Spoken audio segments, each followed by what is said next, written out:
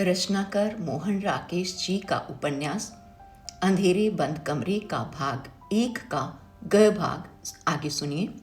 मगर मैं भी क्या उन्हीं लोगों में से नहीं था? क्या मैं भी किसी और की वजह से ही उसके साथ नहीं उठता बैठता था? मैं इस सवाल को अपने मन से हटाए रखना चाहता था, मगर वह बार बार वहां लौट आता था। क्या सचमुच? इतवार का दिन था और सुबह से ही आकाश में कोहरा छाया था। मैंने सुबह से शाम तक वही कुछ किया था जो हर भला आदमी ऐसे दिन में करता है, अर्थात सुबह देर से उठा था और देर तक बिना नहाए पड़ा रहा था। फिर बिस्तर में ही नाश्ता किया था और उसके बाद देर तक अरविंद से गप करता रहा था। मेरा घर से निकलने को जरा भी मन नहीं था, मगर अरविंद 2 बजे के बाद ड्यूटी पर चला गया, तो मेरे लिए आइंस्टाइन के सिद्धांत के अनुसार समय के क्षण बहुत लंबे होने लगे और मैं 4 बजे तक एक उपन्यास के पन्ने पलटने के बाद बेमन से तैयार होकर घर से निकल पड़ा। इतवार की शाम को कनॉट प्लेस में तब भी आज की तरह वीरानी छाई रहती थी। दुकानें बंद थी और कोहरे की वजह से घूमने वाले लोग भी बहुत कम नजर आ रहे थे। कनॉट प्लेस उस समय एक बड़े से स्टेडियम की तरह लग रहा था, जिसमें खेल समाप्त हो चुका हो और पीछे छिलके बटोरने वाले लोग ही रह गए हों। तब तक कनॉट प्लेस से शरणार्थियों के स्टॉल अभी उठाए नहीं गए थे। वे लोग अपना अपना सामान फैलाए जैसे एक उजड़े हुए मीना बाजार में बैठे आकाश के बदले हुए रंग को देख रहे थे। उन स्टॉलों के पास से गुजरते हुए अचानक एक जगह मेरी नज़र हरबंस पर पड़ गई। वह एक किताबें बेचने वाले के स्टॉल पर झुका हुआ कुछ किताबें देख रहा था। मैं उसके पास जा खड़ा हुआ तो भी कुछ देर उसका ध्यान मेरी तरफ नहीं गया। आखिर जब मैंने उसकी पीठ पर हाथ रखा तो उसने चौंक कर मेरी तरफ देखा और सीधा खड़ा हो गया। अरे तुम, उसने कहा। तुम इस वक्त अकेले कैसे निकल आए?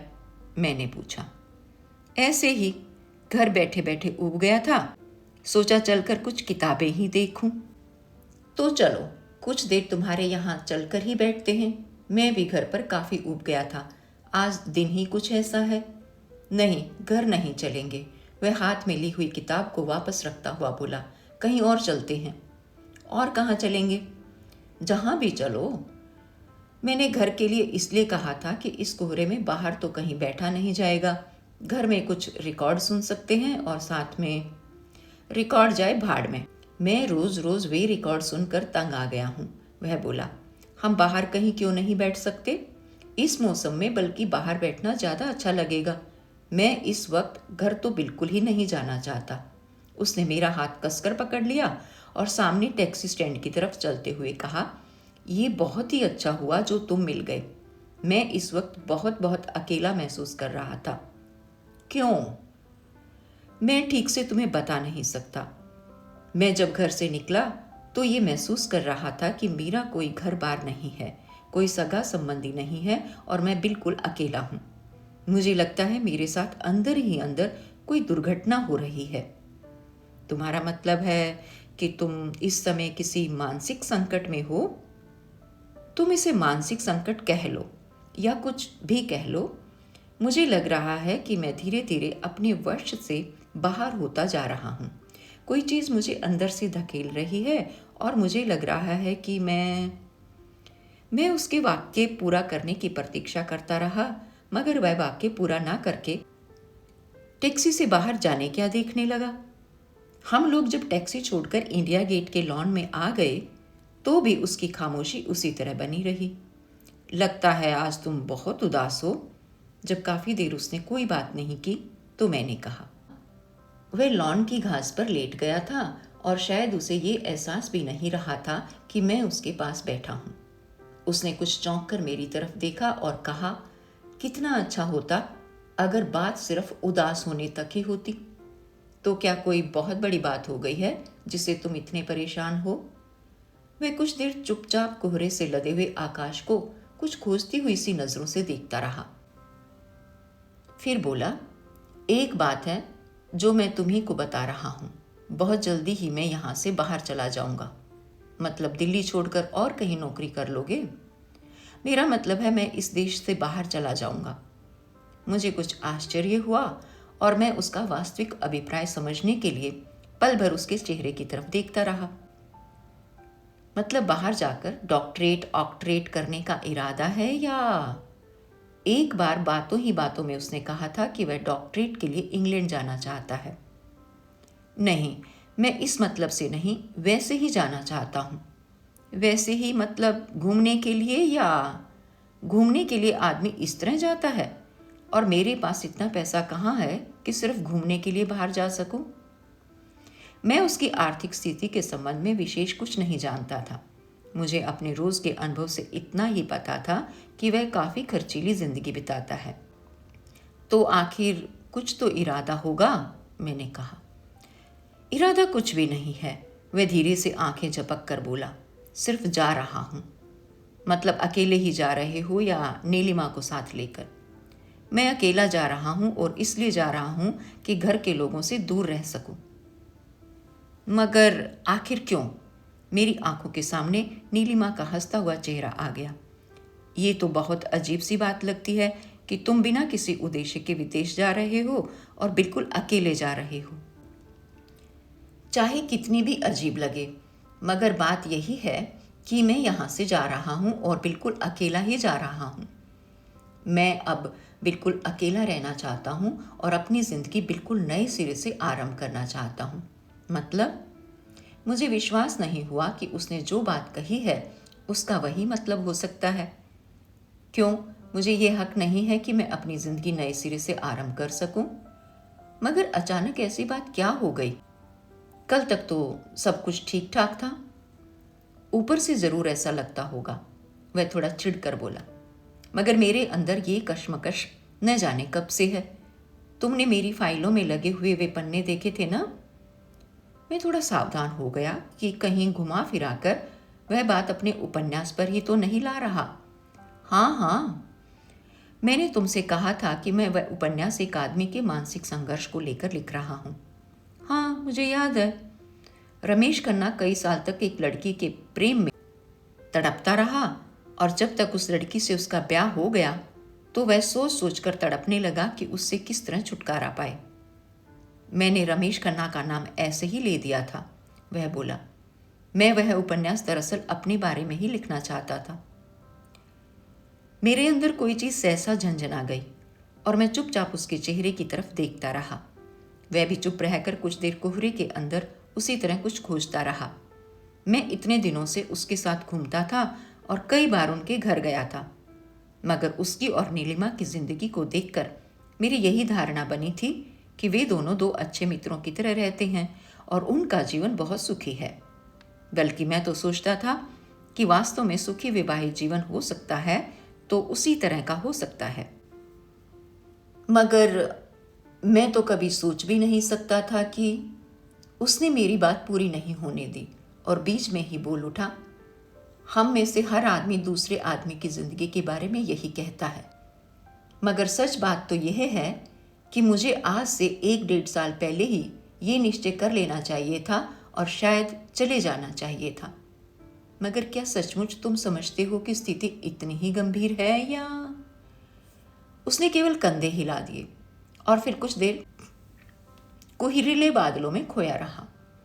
मैं भी कोहिनियों पर झुककर उन बादलों को ही देखने लगा जो अपने आप में एक भरी पूरी दुनिया की तरह थे, हल्के और गहरे रंगों की एक उदास और खामोश दुनिया की तरह जो हर क्षण अपना रूप बदल रही थी, फिर भी अपने अवसाद में जड़ सी प्रतीत होती थी। उसमें एक अथाह गहराई तो थी जिसका कोई आर पार नहीं था, मगर ऐसी घनता नहीं थी जो उसे बरसा देती। मैं कोहरे के अंदर तरह तरह की तस्वीरें बनते देखता रहा, जैसे बचपन में स्कूल में ब्लैक बोर्ड के सामने बैठा मन ही मन उसमें से हाथी घोड़े और न जाने क्या क्या तराशता रहता था। हम काफी देर वहां बैठे रहे। मैं घास की तिगलियों को अपनी उंगलियों में मसलता रहा। हरबंस कुछ देर बाद घास पर उल्टा लेट गया, कुहनियों के बल होकर बात करता रहा। उसके जीवन में वास्तविक उलझन कहाँ है, यह उसकी सब बातें सुनकर भी मुझे पता नहीं चल सका।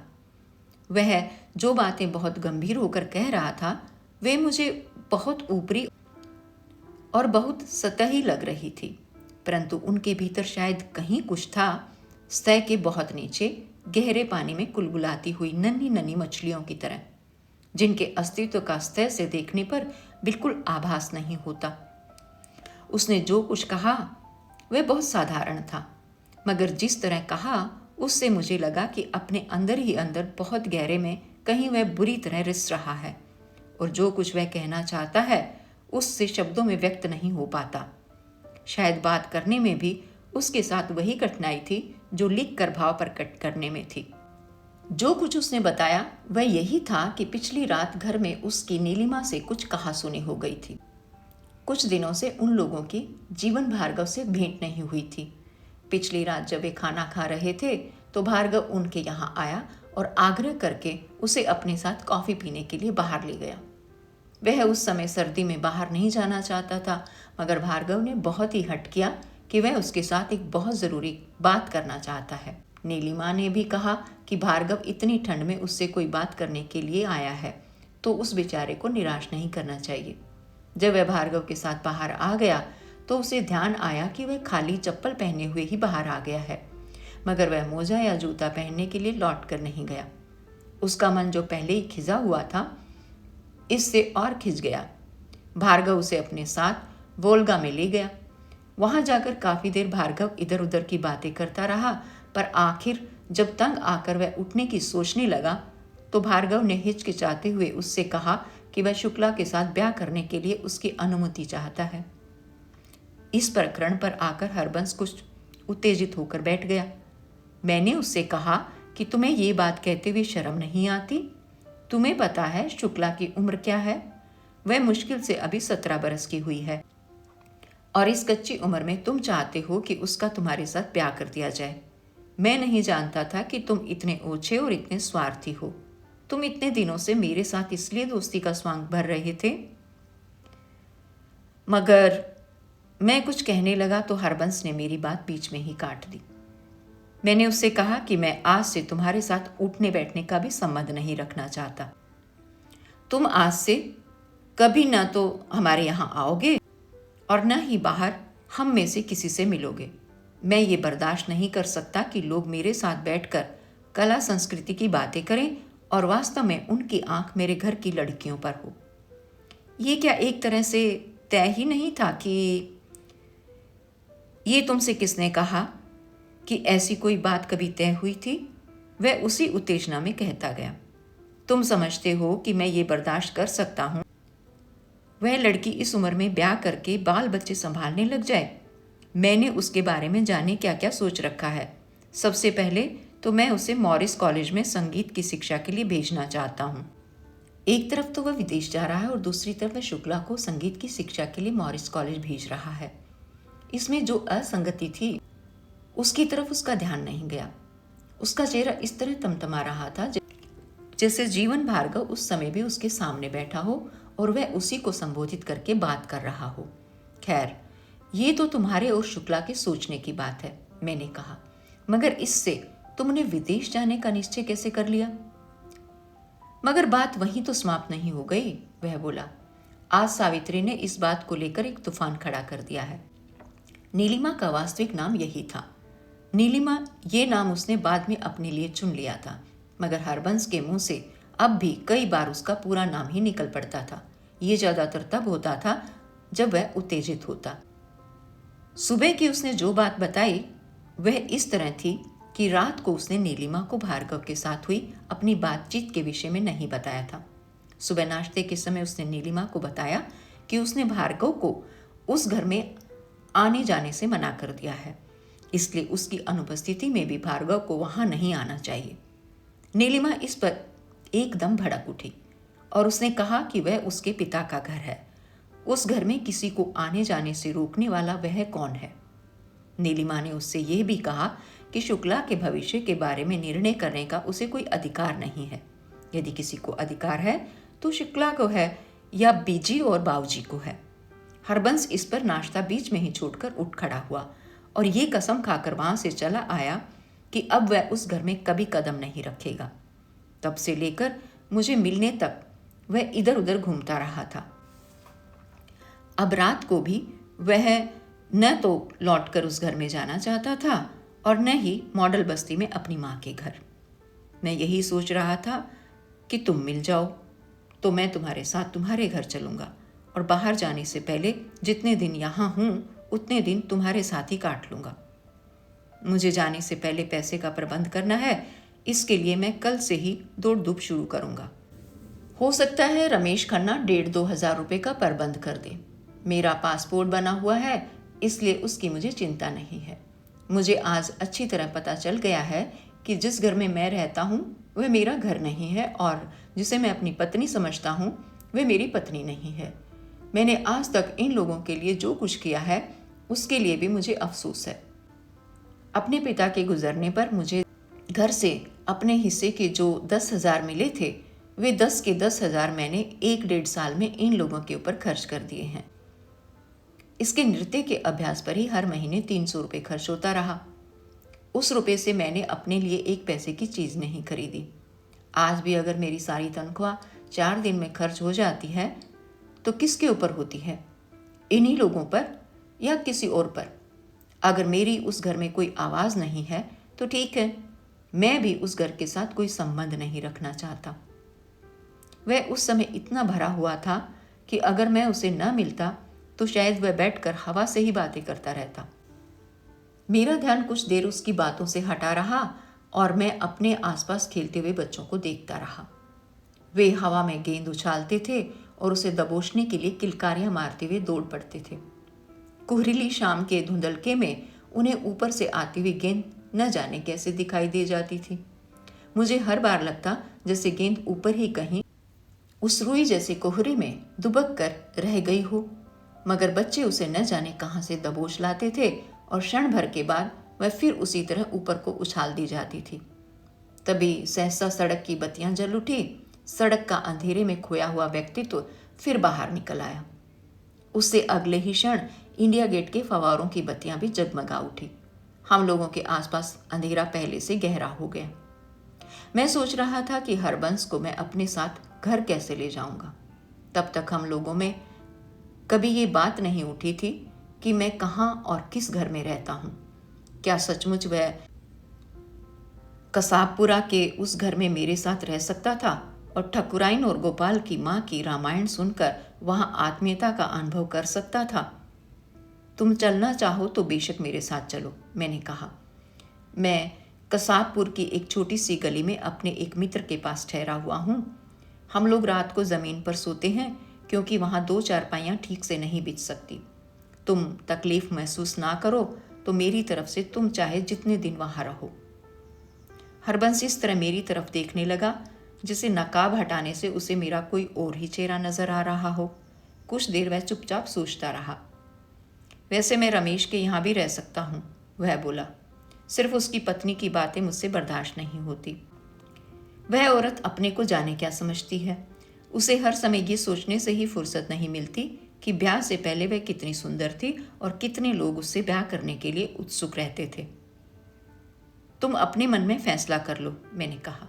मेरे साथ चलना हो तो चाहे अभी चलो। अच्छा, मैं अभी सोचकर बताऊंगा, उसने कहा और घास पर पीठ के बल सीधा लेट गया। उसकी सिगरेट का धुआं अंधेरे और कोहरे के बीच अपने अस्तित्व के लिए संघर्ष करता हुआ धीरे धीरे ऊपर उठता विलीन होता रहा। मैं चुपचाप बैठा सड़क से गुजरती हुई गाड़ियों को देखता रहा। उस दिन हरबंस काफी गंभीर होकर बात कर रहा था। फिर भी मैंने ये नहीं सोचा था कि वह सचमुच बाहर चला जाएगा।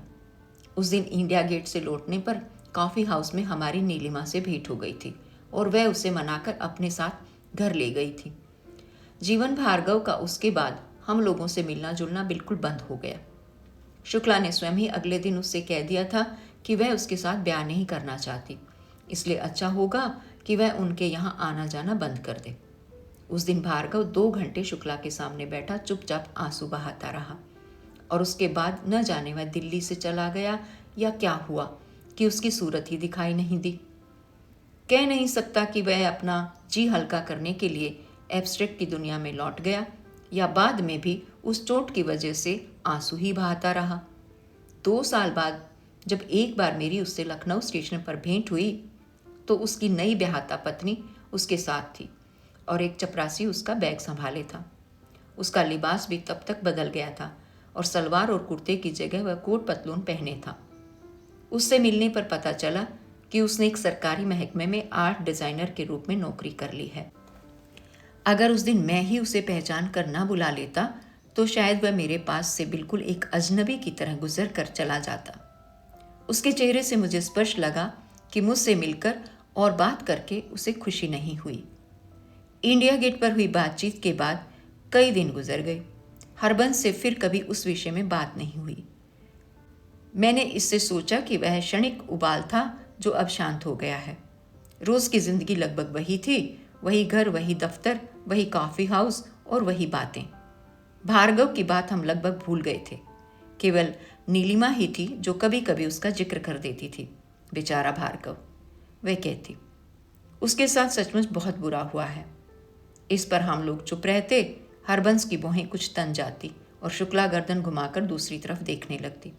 मगर ये ऐसे ही होता जैसे झरने के पानी में एक छोटा सा पत्थर गिरे और तब तक उससे एक लहर पैदा हो, तब तक बहाव उस लहर को बहाकर ले जाए। भार्गव की स्थिति उस क्यूरियो पीस की तरह थी जिसका सिर हमारे सामने टूटा था, मगर जिसे चुपचाप उसकी जगह पर छोड़कर हम आगे चले आए थे। इसलिए जब एक दिन नीलिमा ने मुझसे कहा कि हरबंस 10-15 दिन में बाहर जा रहा है तो मुझे विश्वास नहीं आया। कहाँ जा रहा है? मैंने बहुत सरसरी तौर पर और लगभग मजाक में पूछ लिया। अभी तो लंदन जा रहा है, उसने अपने होठों को एक करवट देते हुए कहा। इन दिनों, इस सर्दी में? नीलिमा ने चुपचाप सिर हिलाया और अपने नाखूनों को देखती रही। कितने अरसे के लिए जा रहा है? ये उसी से पूछ लेना, वह बोली। मुझसे तो उसने यही कहा है कि वह फिलहाल 2-1 साल बाहर रहना चाहता है। हो सकता है वहाँ रहकर डॉक्टरेट कर ले। मगर मुझसे तो उसने कहा था कि, मैं कहते कहते रुक गया। तुमसे उसने क्या कहा था? नीलिमा की आंखें एक उत्सुकता के साथ मेरे चेहरे पर स्थिर हो गई। मुझे उस समय उसके सामने झूठ बोलने के लिए बहुत प्रयत्न करना पड़ा कि अभी उसका बाहर जाने का इरादा नहीं है। ये उसने कब कहा था? बहुत दिन हो गए। मैं तुम्हें आज की बात बता रही हूँ। आज उसने सचमुच फैसला कर लिया है कि फरवरी के शुरू में वह यहाँ से चला जाएगा। और तुम? मैं यहीं रहूँगी। मगर क्या? मगर ये तो यहाँ से जाने के दिन नहीं हैं।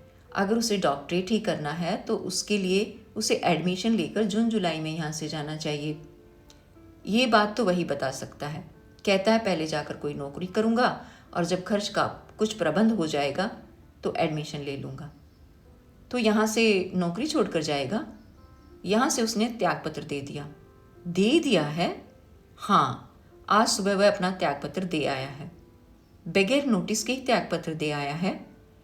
कहता है कि उसने प्रिंसिपल को पीछे की तारीख डलवाकर त्यागपत्र लेने के लिए राजी कर लिया है। वह 3 फरवरी के जहाज के लिए सीट भी बुक करा आया है। इतनी जल्दी? क्या और सारा इंतजाम उसने कर लिया? उसने 1000 रुपये रमेश से कर्ज लिया है। जाने तक शायद उसे कॉलेज से अपने प्रोविडेंट फंड के पैसे भी मिल जाएंगे। नीलिमा काफ़ी तटस्थ रहकर बात करने का प्रयत्न कर रही थी, जैसे चर्चा हरबंस के जाने की न होकर किसी और के जाने की हो रही हो। मैं देखता रहा कि उसके चेहरे पर दुख या शोक की कोई रेखा नजर आती है या नहीं, परंतु ऐसी कोई रेखा उस समय मुझे वहाँ नजर नहीं आई। वह इस तरह सरसरी तौर पर बात कर रही थी जैसे सुबह के अखबार में पड़ी हुई कोई खबर सुना रही हो। मगर इस तरह अचानक ही उसने जाने का निश्चय कैसे कर लिया? मैं भी उस समय यह बिल्कुल जाहिर नहीं होने देना चाहता था कि मुझे इस बारे में कुछ मालूम है। वह कुछ देर अपने में गुम होकर सोचती रही। उसे इस तरह सोचते मैंने कभी नहीं देखा था और क्षण भर एक हाथ को दूसरे हाथ में उलझाए रही। फिर बोली, अगर सच पूछते हो तो मुझे लगता है वह मेरी वजह से ही यहाँ से जा रहा है। यहाँ रहकर शायद उसे लगता है कि वह जो कुछ करना चाहता है वह मेरी वजह से नहीं कर पा रहा। मैं भी सोचती हूँ कि अगर सचमुच ऐसा है और मेरी वजह से ही उसे अपनी ज़िंदगी में रुकावट महसूस होती है तो मैं उसके रास्ते में रुकावट क्यों बनूं? मैं कुछ अरसा मुझसे दूर रहेगा तो उसके मन से ये बात तो निकल जाएगी। मैं भी इस बीच देख लूँगी अकेली रहकर मुझे कैसा लगता है। मैं इस बीच दक्षिण चली जाऊंगी और वहाँ नृत्य का अभ्यास करूंगी। बीजी कह रही हैं कि वे मुझे वहाँ जाने का खर्च दे देंगी। मैंने तय कर लिया है कि मैं उसे एक बार भी रुकने के लिए नहीं कहूँगी। और तब पहली बार मुझे नीलिमा के चेहरे की गहराई में एक ऐसी रेखा नजर आई जो एक दर्द या व्याकुलता की रेखा हो सकती थी, परंतु तुरंत ही उसने अपने को झटक कर ठीक कर लिया और बोली, तुम तो हरबंस के जाने के बाद हम लोगों से मिला करोगे ना? हाँ, क्यों नहीं मिला करूँगा। हरबंस तुमसे बात करे और तुम भी उसे यही राय देना कि वह ज़रूर चला जाए। वह बोली, वह आजकल तुम्हारी बात की बहुत कद्र करता है। हो सकता है तुम उसे रुकने के लिए कहो तो वह रुक जाए और उसके बाद रात दिन उसी तरह झींकता रहे। मैं अब इस निष्कर्ष पर पहुंच गई हूं कि कुछ दिनों के लिए उसका चले जाना ही हम लोगों के लिए हितकर है। मगर बात यह है नीलिमा कि मैं तुम्हें एक बात बता दूं सूदन, वह बोली। वह मुंह से चाहे जो कहे, मगर मुझसे अलग होकर वह नहीं रह सकता। मैं ये बात बहुत अच्छी तरह जानती हूँ, मगर मैं चाहती हूँ कि वह एक बार कुछ दिनों के लिए ये प्रयोग करके देख ले, नहीं तो वह जिंदगी भर कुढ़ता रहेगा कि मेरी वजह से वह ये नहीं कर सका, वह नहीं कर सका। बाकी जहाँ तक शुक्ला की जिंदगी का सवाल है, उसमें उसका दखल मुझे ज़रा भी पसंद नहीं है। मैं आज भी सोचती हूँ कि शुक्ला का भार्गव के साथ ब्याह हो जाना चाहिए था, चाहे अभी न होता 2 साल बाद होता। मगर शुक्ला ने उसे खुद ही मना कर दिया था। जब वह खुद ही नहीं चाहती थी तो वह क्या चाहती है और क्या नहीं, ये वह खुद भी नहीं जानती। सरोज एक मैकेनिक से ब्याह करना चाहती है। उसके पास न सूरत है, न पैसा है, और न ही वह ज़्यादा पढ़ा लिखा है। हम लोग उसके हक में नहीं थी, मगर उसे तो हरबंस बढ़ावा दे रहा है कि जिस आदमी को वह चाहती है उसी से उसे ब्याह करना चाहिए। मगर शुक्ला के मामले में मैं नहीं जानती कि इसने इस तरह की दखल अंदाजी क्यों की है। कभी कभी तो मुझे लगता है कि कहीं मुझे अपने अंदर एक झंझनाहट सी महसूस हुई, मगर मैंने बहुत जल्द अपने को संभाल लिया। तुम सचमुच ऐसा समझती हो? मैंने पूछा। मैं कह नहीं सकती, वह बोली, मगर ऐसे ही कभी कभी मुझे लगता है। मेरा ख्याल है ये सिर्फ तुम्हारा वहम है। हो सकता है ऐसा ही हो। नीलिमा कुछ क्षणों के लिए फिर अंतर्मुख हो गई। शुक्ला अभी बिल्कुल बच्ची है। उसके लिए हरबंस भापाजी की इच्छा से बड़ी दुनिया में कोई चीज़ नहीं है। जो हरबंस भापाजी के लिए अच्छा है वही उसके लिए अच्छा है, और जो उसकी नज़र में बुरा है वह उसके लिए भी बुरा है। मैं कहती हूँ कि हरबंस भापाजी के साथ उसका यही लगाव रहा तो ब्याह के बाद वह किसी के यहाँ जाकर कैसे सुखी हो सकेगी।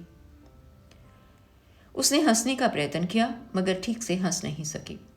वह उस हंसी से अपने अंदर के किसी भाव को छिपाने का प्रयत्न कर रही थी जो कि उसके स्वभाव के विपरीत था। आमतौर पर वह अपने किसी भी भाव को छिपाती नहीं थी, छिपा सकती ही नहीं थी। जो कुछ वह महसूस करती थी वही बात अक्सर उसकी ज़बान पर भी आ जाती थी। छिपाने का प्रयत्न उसके लिए एक बहुत बड़ा प्रयास था।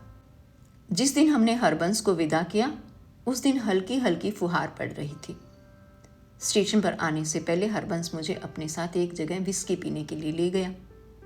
वहाँ जहाज चल रहा था और हमें सीट भी ऐसी मिली कि अपनी कही हुई बात अपने को ही सुनाई नहीं देती थी। हम लोगों ने विस्की का एक एक पैक खामोश रहकर पिया। जब दूसरा पैक भी आधा आधा पी चुके और हमारी आंखें सुर्ख होने लगी तो हरबंस ने कहा, देखो जिंदगी में आदमी कैसा फैसला करता है। मैंने सुना कि वह कह रहा है कि जिंदगी में आदमी कैसा हौसला करता है। किस चीज़ का हौसला? मैंने पूछा। मैं आज यहाँ से जा रहा हूँ, वह बोला, शायद हमेशा के लिए। ये इतना बड़ा फैसला कितनी आसानी से हो गया। तुम सचमुच समझते हो कि यह फैसला बहुत आसानी से हो गया है? मैंने कहा। बिल्कुल आसानी से, वह बोला। जब तक मैंने फैसला नहीं किया था तब तक मेरे मन में उलझन थी।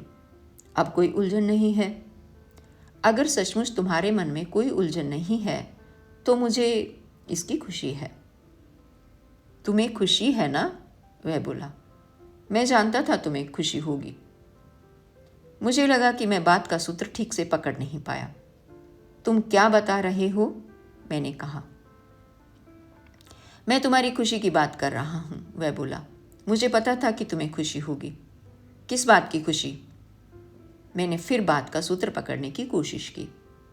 मेरे जाने की। और किस बात की? उसने आखिरी घूंट भर कर गिलास रख दिया और सहसा उठ खड़ा हुआ। आओ चलें।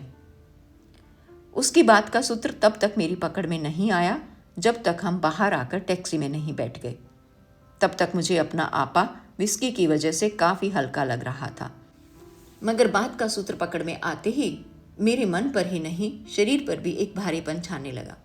तो क्या नीलिमा जो बात सोचती थी वह सच थी? हरबंस को जीवन भार्गव से ही नहीं मुझसे भी ईर्ष्या थी। उस हर व्यक्ति से ईर्ष्या थी जो किसी भी तरह शुक्ला के निकट रह सकता था। तुम ये कैसे कह रहे थे कि मुझे तुम्हारे जाने की खुशी है? मैंने उसका हाथ पकड़ लिया।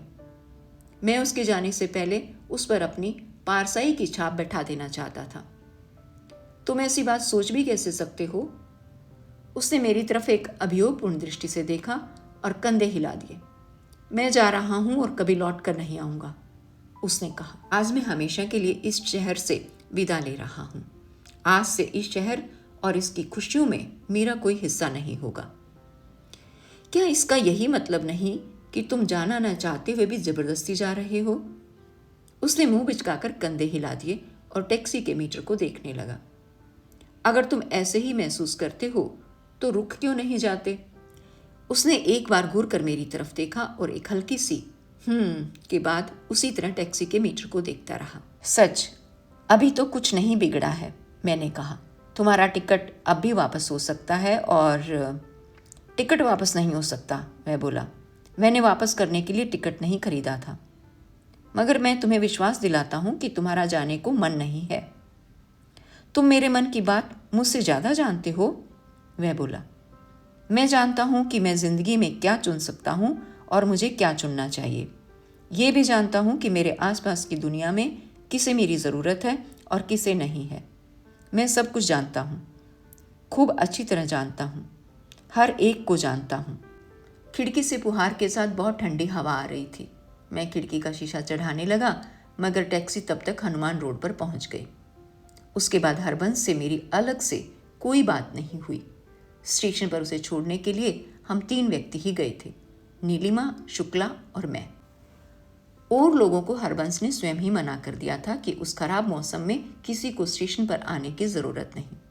अपनी माँ और बहन भाइयों से भी वह घर पर ही मिलाया था और उन्हें भी स्टेशन पर आने से मना कर आया था। ये शायद उसकी सनक ही थी, या शायद वह जाते समय अपने आसपास ज़्यादा भीड़ नहीं देखना चाहता था। गाड़ी के चलने तक हम तीनों के बीच भी वह जैसे बिल्कुल अकेला और पराया सा ही खड़ा रहा। किसी ने भी उससे ज़्यादा बात नहीं की। गाड़ी स्टेशन से 10 मिनट लेट चली और वे 10 मिनट उसने बहुत ही बेचैनी में काटे। कभी वह घड़ी की तरफ देखता, कभी सिग्नल की तरफ, और कभी अपने जूते के फीते को खोलकर बांधने लगता। भाप छोड़ते हुए इंजन की तरह वह बार बार इस तरह देखने लगता जैसे गाड़ी को लेट करने का दोष उसी पर हो।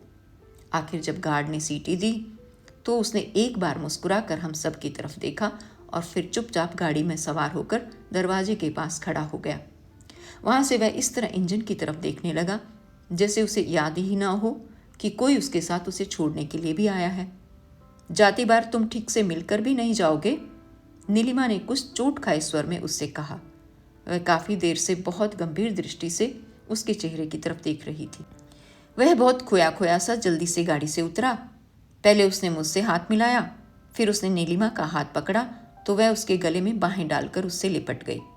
उसी तरह शुक्ला भी उसके गले में बाहें डालकर उससे मिली। तभी इंजन की चीख वातावरण में फैल गई। हरबंस ने एक झटके के साथ शुक्ला को अपने से अलग किया और जल्दी से फिर गाड़ी के दरवाजे पर जा खड़ा हुआ। इंजन ने 2-1 बार फफक कर भाप छोड़ी, पटरियों पर पहिए चिलके और एक हल्के से झटके के साथ गाड़ी चल पड़ी। मैं न जाने क्यों गाड़ी के चलने तक अपने मन में कहीं आशा कर रहा था कि हरबंस नहीं जाएगा, नहीं जाएगा। जब गाड़ी चलने लगी तो वह अचानक अपना मन बदलकर उतर पड़ेगा, मगर वह अपनी जगह पर उसी तरह खड़ा रहा। गाड़ी की चाल धीमी सी तेज होती गई और कुछ ही देर में प्लेटफॉर्म खाली रह गया। गाड़ी प्लेटफॉर्म से निकल गई तो नीलिमा हम दोनों से पहले गेट की तरफ चल दी। मैंने उसकी तरफ देखा कि शायद उसकी आंखों में कहीं आंसू अटके हों, मगर उसकी आंखें बिल्कुल सूखी थी और चेहरे के भाव में भी विशेष अंतर नहीं था। शायद वह अपने मन के भाव को बाहर प्रकट नहीं होने देना चाहती थी। अचानक मेरे कानों में सुबकने की सी आवाज पड़ी तो मैंने चौंक कर फिर उसकी तरफ देखा। वह अपने स्वाभाविक अंदाज से उसी तरह चल रही थी और कहीं कोई अंतर नहीं था। तभी मेरी नज़र शुक्ला पर पड़ी।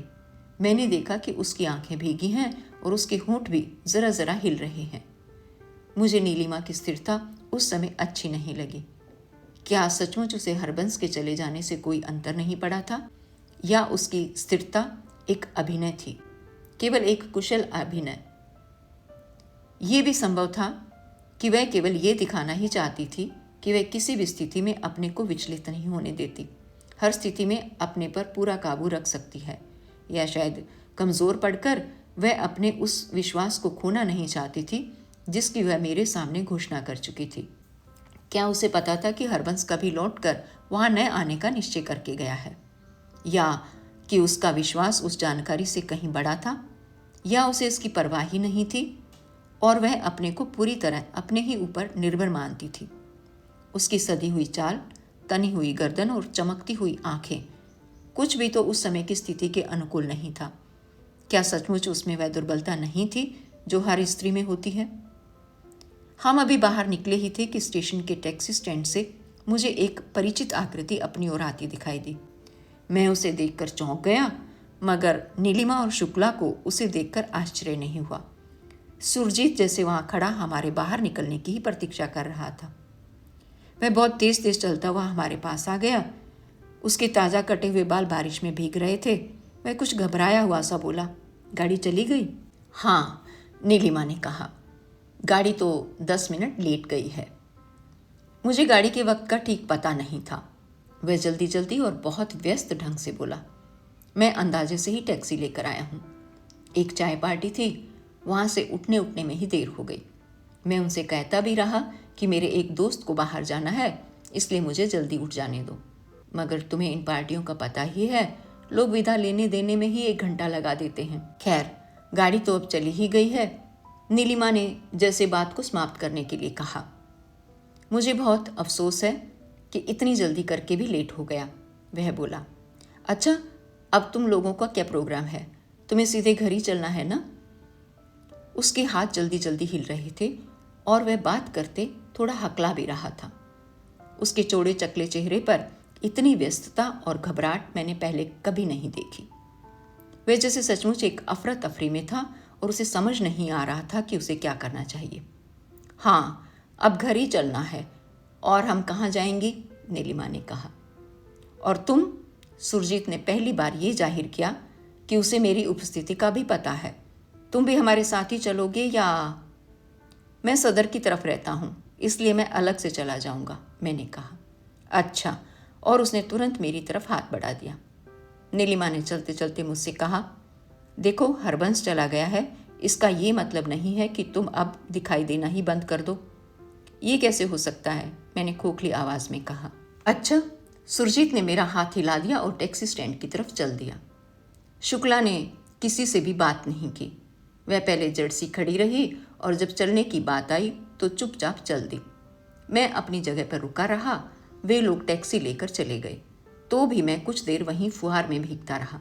फुहार की बूंदें बिना शब्द किए, बिना चोट किए मुझे बाहर से अंदर तक भिगोती रही और मैं न जाने उस भीगी हवा में क्या ढूंढता खड़ा रहा।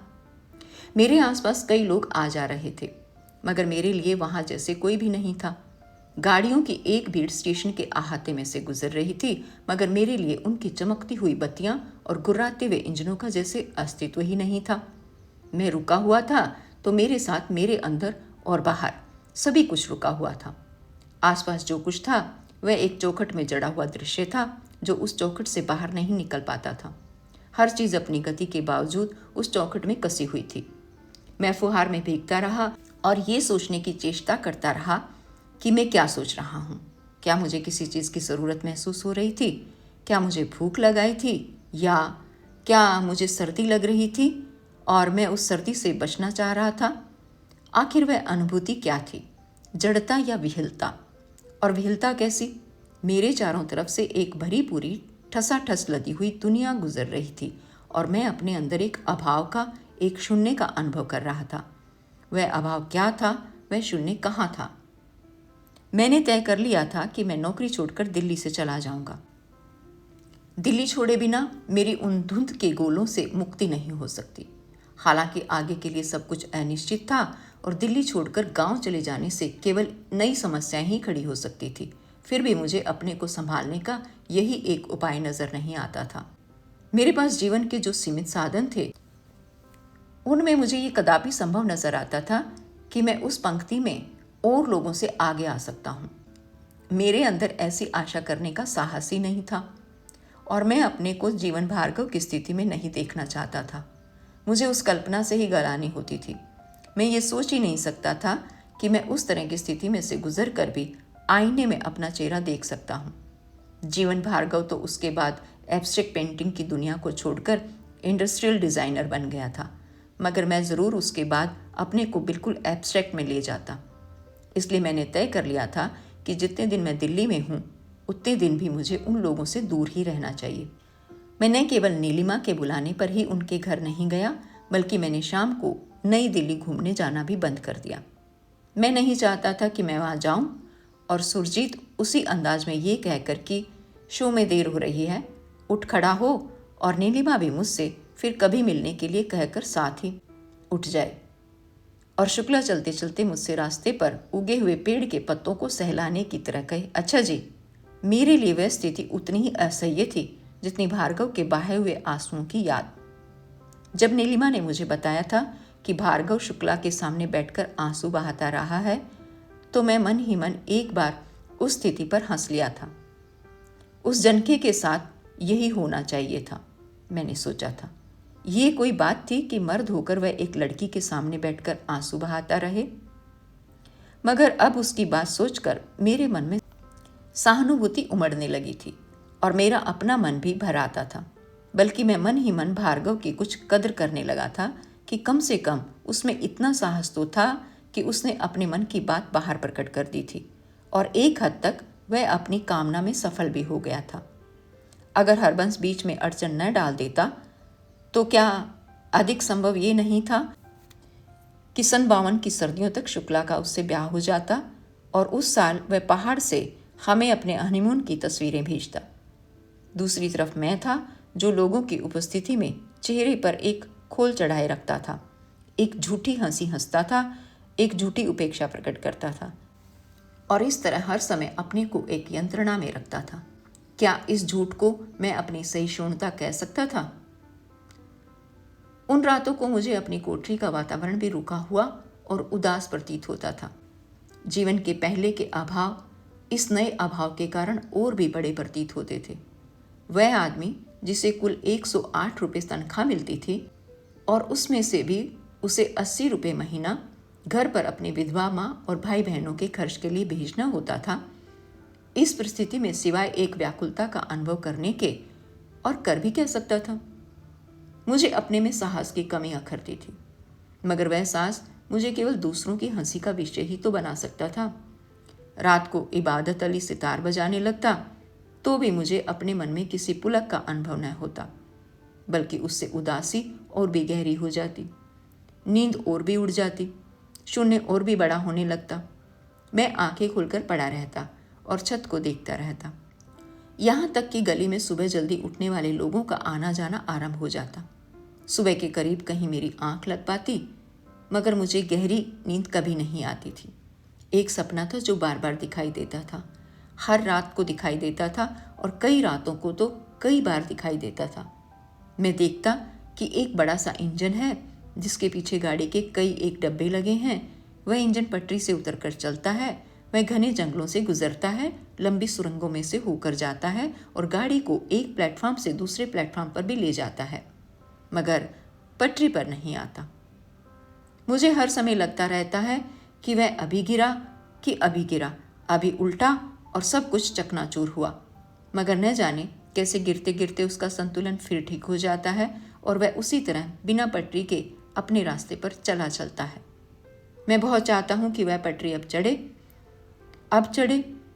और कई बार सोचता हूँ कि थोड़ी दूर और जाकर उसे पटरी मिल जाएगी, मगर वह पटरी के पास पहुंचकर भी नीचे ही चलता है, उसके ऊपर नहीं जाता।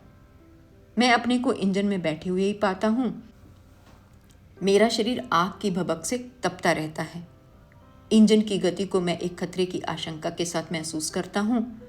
उसके हर मोड़ को उसी आशंका के साथ देखता हूँ, मगर कुछ कर नहीं पाता। मैं उस सपने से बहुत परेशान रहता था और रात को कई कई बार जागकर ये निश्चय करता था कि मैं इंजन में नहीं, अपनी कोठरी में हूँ, जो कि जहाँ की तहाँ खड़ी है और पटरी पर या बिना पटरी के किसी भी तरह अपनी जगह से नहीं चलती। मैं तब सोए हुए अरविंद की तरफ देखता और मुझे उससे चिढ़ होने लगती कि मेरी तरह वह सपना उसे भी क्यों नहीं दिखाई देता। मुझे अरविंद से इस बात की भी ईर्ष्या होती कि उसके जीवन में मेरी जितनी समस्याएं क्यों नहीं हैं और उसे हर रोज इतनी गहरी नींद क्यों आ जाती है।